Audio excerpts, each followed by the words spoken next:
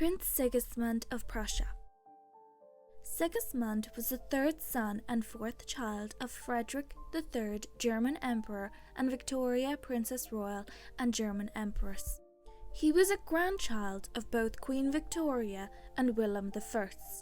He was the first grandchild of his grandparents to pass away. If you would like to support my channel, please like, comment, subscribe, or even check out my Patreon page. It really helps me to create new content. Born on the 15th of September 1864 in Potsdam, Prussia, Sigismund had a close relationship with his mother Victoria. Sigismund's older siblings, Wilhelm, Charlotte and Henry, had difficult relationships with Victoria, and Victoria was much more intimate with her 5 younger children.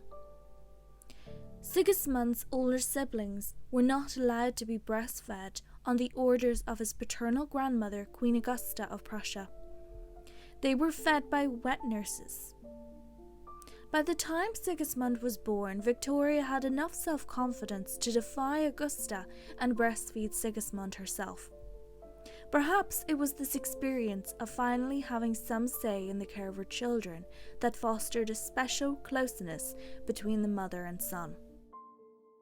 In a letter Victoria wrote to one of her mother's ladies-in-waiting, she wrote about how happy she was with Sigismund and that she truly loved him much more than she did for her eldest 3 children. As he became a toddler, Victoria thought he would grow up to be cleverer and more intelligent than her other children. However, Sigismund would never grow old.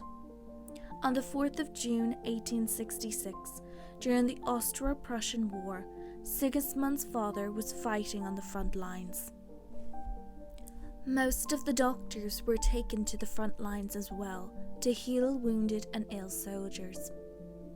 The day after Frederick left, Sigismund became quite fretful, more so than usual, and soon he was unable to eat or sleep. After one day, he could no longer stand nor walk. Because the usual doctors that cared for the family were not available, Victoria was forced to consult doctors unknown to her. They gave her the terrible news that her son had meningitis. At the time, there was no curative treatment, or any kind of treatment really, for meningitis, and death was almost guaranteed. Sigismund began to convulse, and he died on the 18th of June 1866 at only 21 months of age. His death had a profound effect on Victoria, and she never recovered. She wrote of the pain of seeing her son suffer a fate so cruel and how much it haunted her. Frederick was informed of Sigismund's death by his mother, Queen Augusta, who personally went to the front line to deliver the bad news. He was given permission to return home for the funeral, but refused to do so, stating that it was his duty to serve his homeland and that he could not be absent from his job.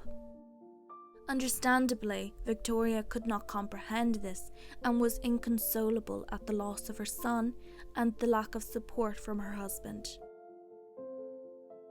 Victoria also received little support from her mother. Queen Victoria wrote to her, telling her that the death of a child is not as bad as losing a husband.